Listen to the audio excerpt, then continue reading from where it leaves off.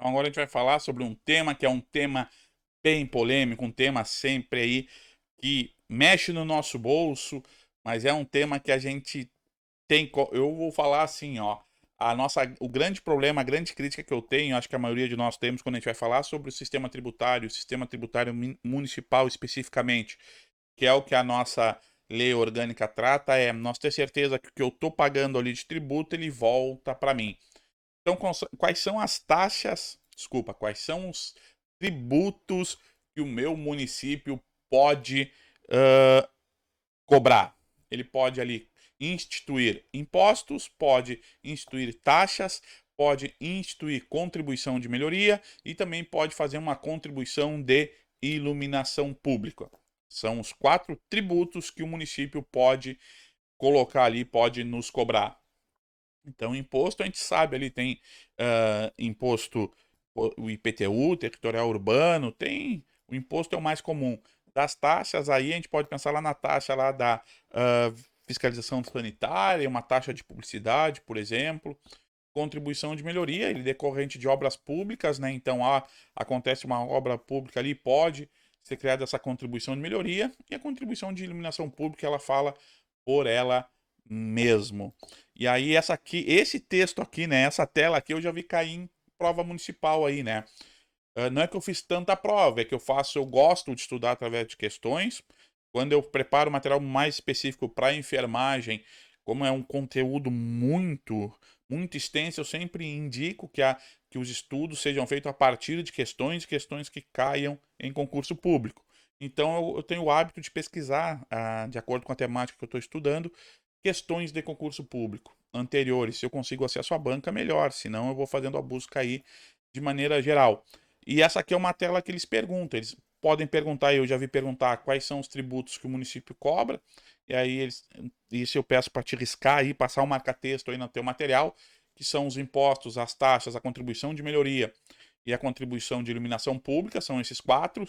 E aí eles botam ali a taxa que vem dizendo, é em razão do exercício do poder de polícia ou pela utilização efetiva ou potencial de serviços públicos específicos e divisíveis prestados ao contribuinte ou postos à sua disposição, eles pegam toda essa parte aqui e falam que isso é um imposto, isso é uma contribuição de melhoria ou isso é uma contribuição de iluminação pública. Então essa aqui eu peço que tenha cuidado, marca aí, para não ser surpreendido. O bom é que o que está escrito aqui, se tu fazer o concurso para outro município, são esses impostos, na maioria, são esses impostos municipais, então a maioria das leis orgânicas, tu vai te deparar com ela aí sempre que tu fazer uma, uma prova municipal.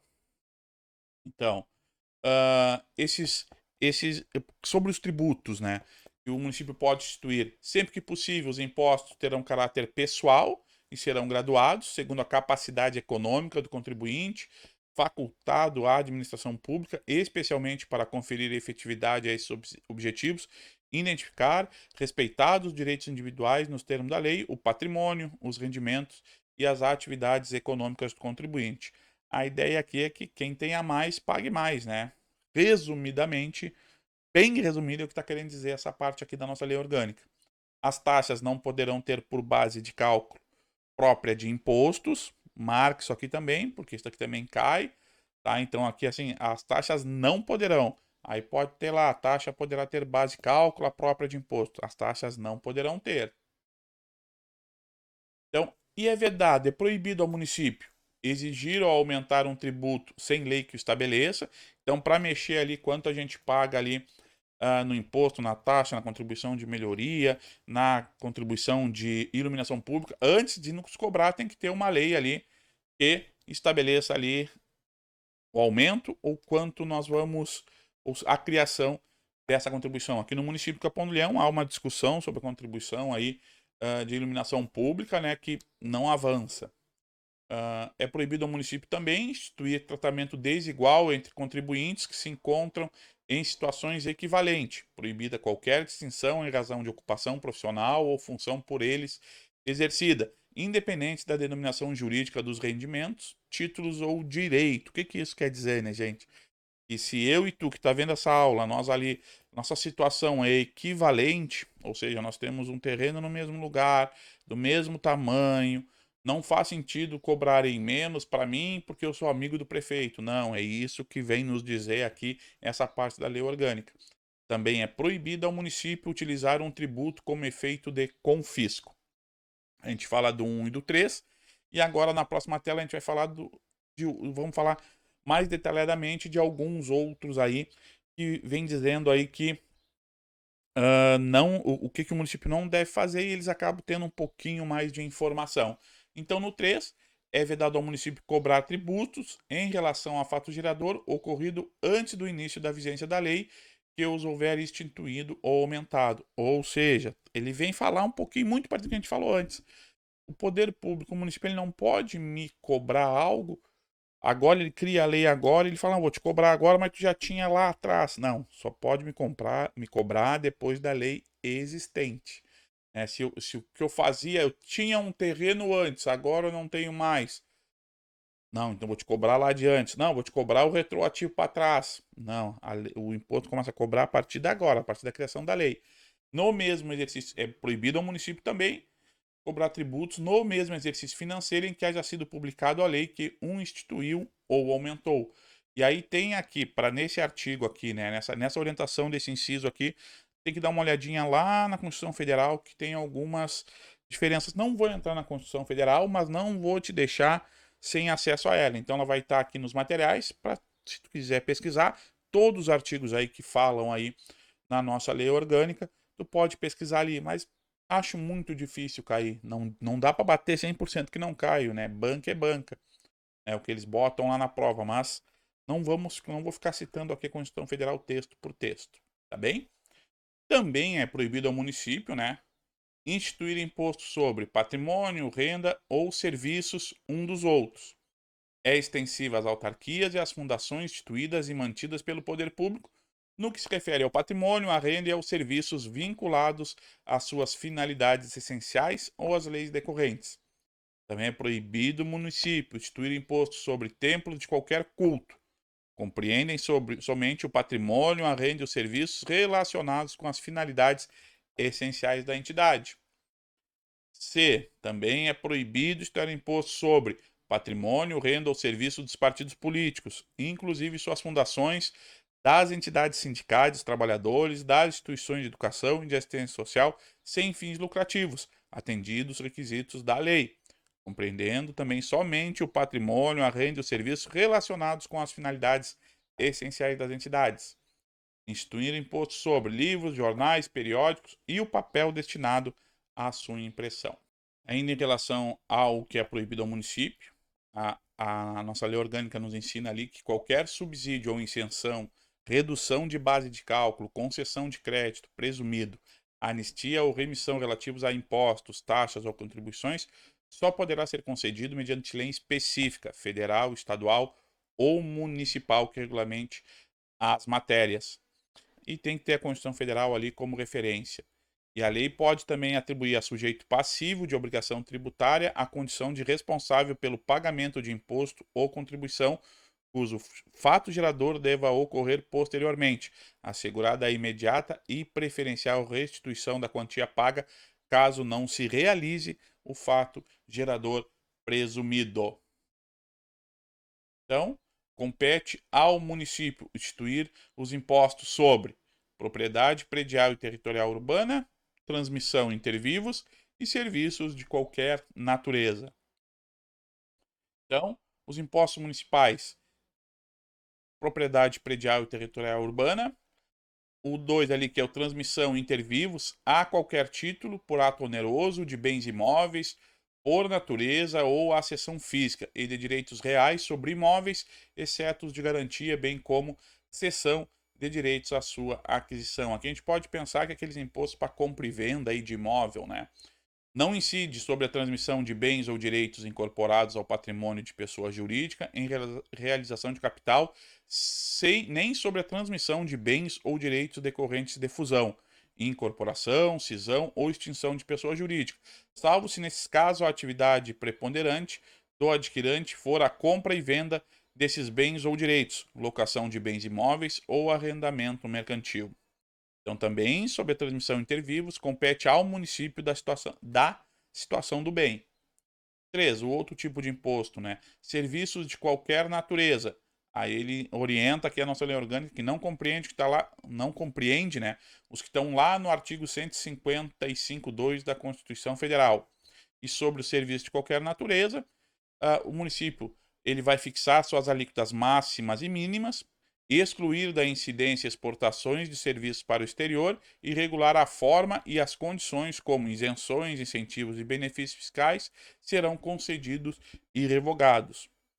O parágrafo 1º dos artigos que tratam sobre esses impostos, sem prejuízo da progressividade, no tempo a que se refere os artigos, vai lá para a Constituição Federal, imposto previsto no inciso 1, o propriedade predial e territorial urbana, poderá ser progressivo em relação do valor do imóvel e ter alíquotas diferentes de acordo com a localização e o uso do imóvel. Então, quando a gente fala lá da propriedade predial territorial urbana, nosso IPTU, né, pode nossos impostos ali ser diferente de acordo aí com a localização, né, onde está, o tamanho. O município pode instituir contribuição na forma das respectivas leis para o custeio do serviço de iluminação pública e é facultada a cobrança da contribuição na fatura de consumo de energia elétrica. Então, o município pode instituir a contribuição de iluminação pública ali e é facultada, não é que seja obrigatório vir na conta de iluminação pública. Tá bem? Vamos seguir aqui ainda em relação aos orçamentos. Agora a gente vai falar, estava falando dos tributos, vamos falar agora dos orçamentos. Aí é aquela função, algumas coisas que a gente escuta na televisão, o plano plurianual, as diretrizes orçamentárias, os orçamentos anuais. Então a gente vai falar desses 3 institutos aqui no município, tá? É como se fosse assim, o município ele recebe, ele pega nossas taxas, pega o nosso dinheiro lá, recebe o nosso dinheiro, recebe recursos, e aí ele tem que fazer um plano plurianual, ou seja, a gestão que está lá governando tem que fazer um planejamento lá a longo prazo, né, por 4 anos, e aí depois ele tem que nos dizer ali como é que ele vai chegar nesse planejamento, ó, isso é no primeiro ano, isso é no segundo, isso é até o 4º ano, e aí depois anualmente ele vai nos mostrando ali os orçamentos, como ele vai chegar lá. Então, o plano plurianual, ele estabelece programas de duração, continuidade e despesa de capital, estabelece metas e diretrizes da administração pública de forma regionalizada. É um planejamento a longo prazo. A lei de diretrizes orçamentárias, ela é elaborada levando em conta o plano plurianual, então a LDO, Lei de Diretriz Orçamentária, tá? E ela auxilia, a Lei de Diretriz, ela leva em conta o plano plurianual e ela auxilia a criação da lei orçamentária. Então, a Lei de Diretriz Orçamentária, a LDO, ela viabiliza de forma prática ali o que foi escolhido como diretriz lá no plano plurianual. A lei orçamentária, ela é elaborada em harmonia com a lei de diretrizes orçamentárias e com o PPA, né, o plano plurianual. Estima as receitas, fixa as despesas para um exercício. Como ela fala, é anual. Aqui a LDO é anual, lei orçamentária é anual e o plano plurianual, ele normalmente é de 4 anos aí no município, né? Habitualmente 4 anos do município. Então, para deixar claro, né? Isso também gosta de cair em prova, tá? Plano plurianual 4 anos, diretriz LDO e LOA 1 ano cada uma. Então, o plano plurianual, vamos ver como a nossa lei orgânica trata dele. O plano plurianual estabelecerá as diretrizes, objetivos e metas da administração pública municipal para as despesas de capital e outras delas decorrentes e para as relativas aos programas de duração continuada. O plano plurianual, no primeiro ano de mandato, deve ser enviado até o dia 30 de junho, devendo ser devolvido para sanção até o dia 15 de agosto do mesmo ano. Quem envia o plano plurianual? O executivo. Quem avalia ele, então o executivo tem que enviar até o dia 30 de junho e tem que devolver para o prefeito lá até o dia 15 de agosto. A LDO, ela compreende as metas e prioridades da administração pública municipal, incluindo as despesas de capital para o exercício financeiro, orienta a elaboração da lei orçamentária anual e disporá sobre as alterações na legislação tributária. Ela tem que ser enviada anualmente até o dia 30 de setembro, tem que ser devolvida para o prefeito até o dia 30 de outubro. Então vamos anotando. Aí tem que fixar, ó. PPA é no primeiro, ó, plano plurianual, no primeiro ano até dia 30 de junho, e tem que ser devolvido, ó, envia até dia 30 de junho para a Câmara, devolve até dia 30 de agosto. Anota aí, PPA, primeiro ano, 30 de junho, 30 PPA, a longo prazo. Ele tem que ser enviada lá para a Câmara de Vereadores até o dia 30 de junho pelo Executivo. E aí a Câmara de Vereadores, o Legislativo, ele aprecia e devolve até dia 15 de agosto. LDO é anual, ela vai lá dizer metas, ela vai lá dizer como vai ser as prioridades baseadas no PPA. E ela é devolvida lá, ela é enviada anualmente para a Câmara de Vereadores até dia 30 de setembro, enviada até dia 30 de setembro, e ela é devolvida até o dia 30 de outubro. E a lei orçamentária anual, que ela compreende o orçamento fiscal referente aos poderes do município, seus fundos, órgãos e entidades da administração direta e indireta, inclusive fundações instituídas e mantidas pelo poder público. Ela compreende o orçamento de investimento das empresas em que o município detenha direta ou indiretamente a maioria do capital, com direito ao voto. Compreende o orçamento da Seguridade Social e ela tem que ser enviada até o dia 16 de novembro, tendo que ser devolvida até o dia 15 de dezembro do mesmo ano. Ok? São as três leis. Vamos lá. Então, PPA e a LDO e a LOA. Ela é enviada para a Câmara de Vereadores. Lá na Câmara de Vereadores é a Comissão de Orçamentos. Lembra quando a gente falou das comissões, quando nós estávamos estudando lá a Câmara de Vereadores? Então, ela é olhada lá, ela é vista lá na Comissão de Orçamentos, que examina e emite parecer sobre os projetos referidos e sobre as contas apresentadas anualmente pelo prefeito. Essa comissão de orçamentos examina e emite parecer sobre os planos e programas nacionais, regionais, setoriais, exerce o acompanhamento e a fiscalização orçamentária, sem prejuízo da atuação das demais comissões do Poder Legislativo, permanentes ou temporárias. Lembra que nós falamos lá que existem comissões permanentes e temporárias, quando nós estudamos? O prefeito poderá enviar mensagem à Câmara para propor modificação nos projetos que se refere este artigo, enquanto não iniciada a votação na Comissão de Orçamentos e Finanças, da parte cuja alteração é proposta. Então, o prefeito pode mandar para lá o PPA, LDO e a LOA, e como ela ainda não foi votada, o prefeito ainda pode fazer alterações antes da votação. Os recursos que, em decorrência de veto do prefeito, emenda ou rejeição do projeto de lei orçamentária anual ficarem sem despesas correspondentes, poderão ser utilizados conforme o caso, mediante créditos especiais ou suplementares, com prévia e específica autorização legislativa. Daqui a pouquinho, então, uma parte lá do recurso foi vetado, não pode mais ser usado. Aquele dinheiro que sobrou, ele vai poder ser utilizado ali, está aqui, ó, mediante créditos especiais ou suplementares, com prévia específica autorização legislativa. Na elaboração e discussões dos projetos de leis de orçamentos, devem ser observadas as normas relativas às finanças públicas e à gestão fiscal instituídas por leis complementares federais. É uma parte que a gente começa a achar chata, né? Porque a gente não está no dia a dia e pensa, por que que isso vai cair lá para mim? Daqui a pouco cai para ti. Tá no edital, então é importante a gente saber o que é um PPA, LDO e a LOA, tá? Vamos lá, PPA a longo prazo, LDO e LOA é anual. Sempre lembrando, lá no início falar os poderes do município são o executivo, o legislativo e trabalho independente de forma harmônica. Tá aqui, ó. O executivo é que faz o PPA, LDO e a LOA, manda para a Câmara, lá na sua comissão que nós já estudamos, e depois devolve para o prefeito. E aí, para quem está estudando, tá? Para quem está se preparando mesmo para o concurso, tem essas inovações que foram colocadas na nossa lei orgânica agora no ano de 2022, que são as emendas. E aí tem duas emendas, né? Tem do Legislativo as emendas individuais e as emendas de bancado. É um tema novo, quem tinha a lei orgânica anterior não vai ter acesso a isso, então por isso que é importante estar com a lei orgânica atual. Peço que tu vá imprimir, imprima a nossa lei orgânica que está aqui no material aqui para te poder aproveitar bem. Então é individual, as emendas individuais, eu vou falar agora então sobre emenda individual e a emenda de bancada, tá? Que são duas inovações.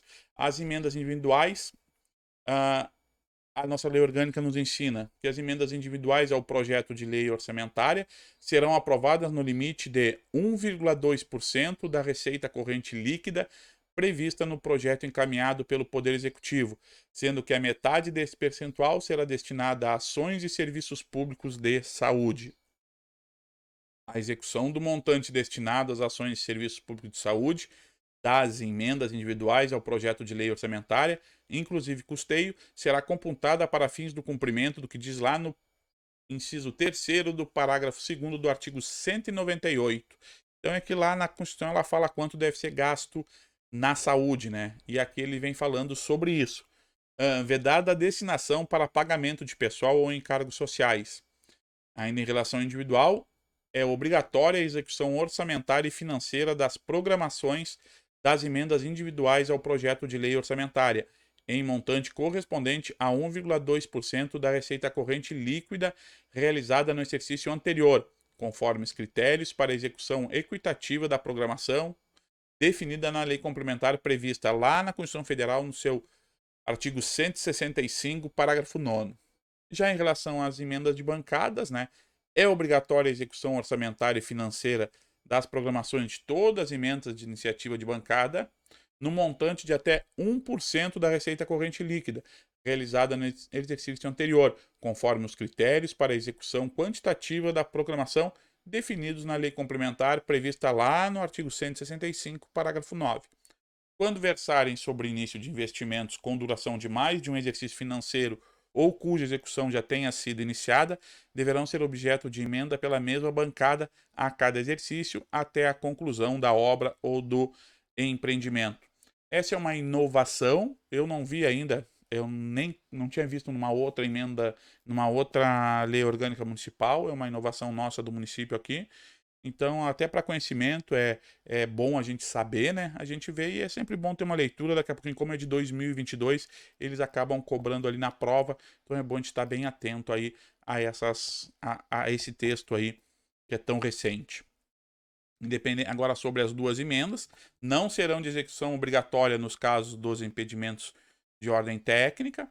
Os órgãos de execução deverão observar, nos termos da Lei de Diretrizes Orçamentárias, cronogramas para análise e verificação de eventuais impedimentos das programações e demais procedimentos necessários à viabilização da execução dos respectivos montantes. Os restos a pagar provenientes das programações orçamentárias previstas poderão ser considerados para fins de cumprimento da execução financeira até o limite de 0,6% da receita corrente líquida realizada no exercício anterior, para as programações das emendas individuais e até o limite de 0,5% para as programações das emendas de iniciativa de bancada de parlamentares. Se for verificado que a estimativa da receita e da despesa poderá resultar no não cumprimento da meta de resultado fiscal estabelecida na Lei de Diretrizes Orçamentárias, os montantes previstos poderão ser reduzidos em até a mesma proporção de limitação incidente sobre o conjunto das demais despesas discricionárias. Considera equitativa a execução das programações de caráter obrigatório que observe critérios objetivos e imparciais e que atenda de forma igualitária e impessoal às emendas apresentadas independente da autoria.